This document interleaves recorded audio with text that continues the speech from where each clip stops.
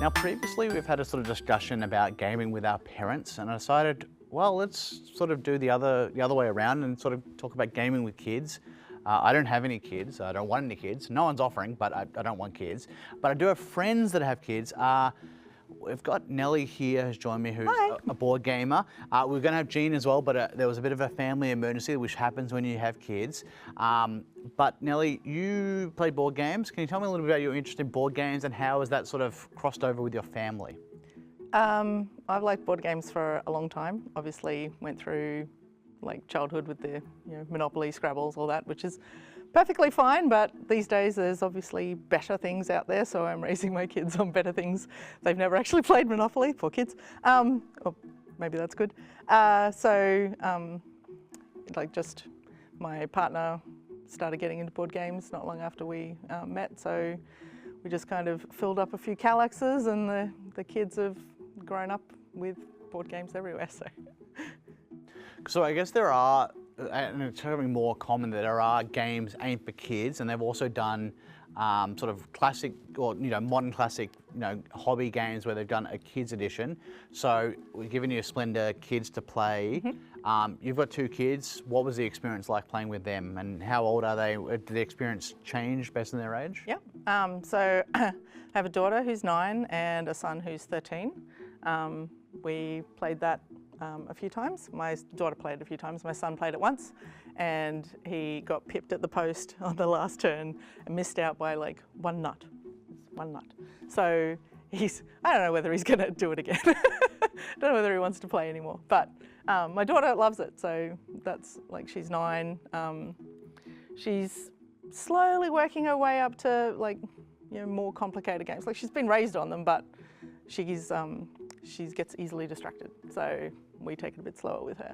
But my son is super keen to play everything. Like every night he'll get home from work and we'll do dinner and stuff, and he's like, can we play a game? And I'm like, buddy, I just got home. And he's like, oh, we could play like Slay the Spire. I'm like, dude, it's like hours long. No, it's not happening. So we usually end up playing tag team at the moment because it's nice and quick, and just the two of us play off against each other. And my daughter will inevitably come out going, I can't sleep. Can I watch you for 2 minutes? No. So I guess using Splendor Kids as an example, have you seen that the fact that your son who's 13 has sort of maybe like outgrown it a little bit, or like maybe be ready for the actual Splendor, or is it? I think he would be. I know it's kind of a classic, but we never really got it. I guess we're a little bit cult of the new, so the new flashy stuff that comes out, so we've kind of missed a lot of the older stuff. But I think like he enjoyed the collecting of resources and paying for them to go to move up stages and stuff. So I think he would benefit from learning the new one.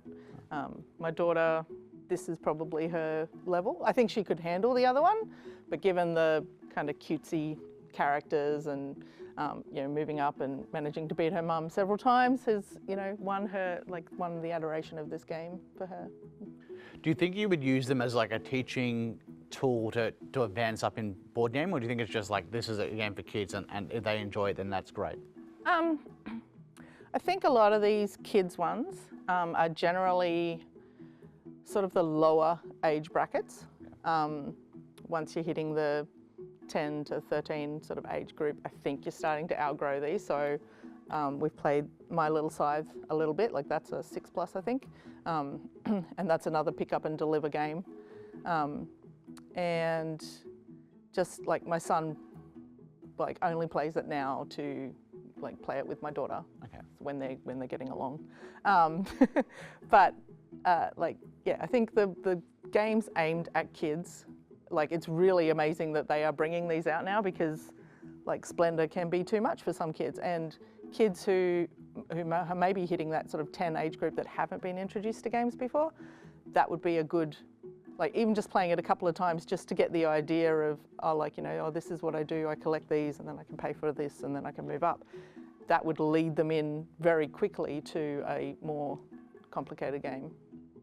So with your son, have you played the regular edition of Scythe or games like that?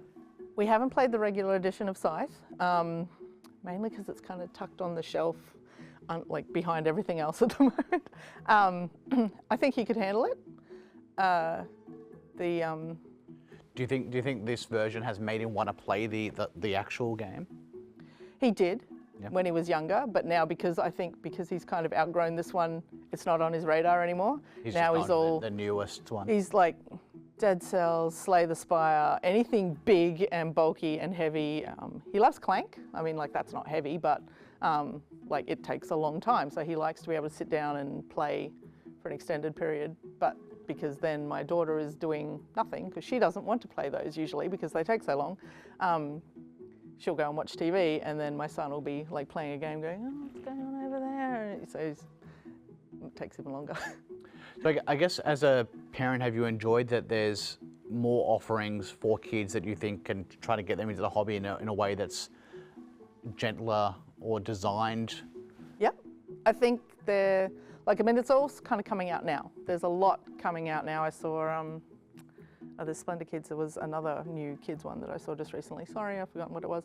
Well, Azul Kids is coming out as well. Maybe that was it. But like, so there's a lot that are specifically targeted to kids, which has kind of missed my son, and my daughter is really at the high end of those. Okay. I mean, she loves this one, but I think purchasing new ones at this point would probably be like they wouldn't get a lot of replay. They'd get, a few at the start and then probably, put on the shelf and wait. Like we played a lot of the old Harbour Kids games with her when she was younger, and they are great. They do a similar, like they fill a similar void, which is probably why there's all the kids ones are coming out now because Harbour's not producing anymore. But they slowly get you into like, each, like, there's a word, like each kind of like worker placement or each of the card drafting and, or whatever, like just one little thing, and then you kind of learn that, and then it's like, oh, okay, now you can kind of move up a little bit and do, add something else in, or so. And once they're able to read, obviously, it makes it a bit easier to go into some of the more complicated games. We've also got Gene, who couldn't come tonight. Here is a little bit from Gene about his experience with Dixit Kids. My kid is 10 and she has grown up with board games in the house being played regularly. When she was 2 or 3 and I was setting up a game of Descent, we would play our own little version using the hit point markers as love hearts to befriend monsters. I'd set up for Gloomhaven for our campaign and she would play our own little version using the map.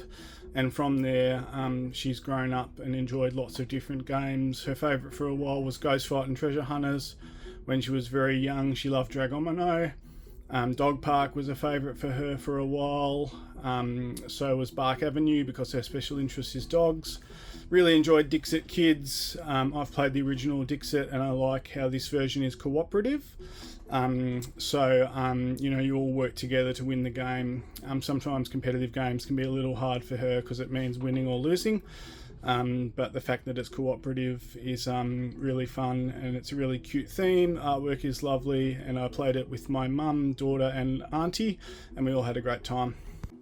Nelly, thank you for coming down and talking about games with your kids and their experiences, and sort of letting us know about, that the kids' versions of the games and also other sort of more sort of welcoming games can be a really great avenue for kids. Yeah, thank you very much for having me.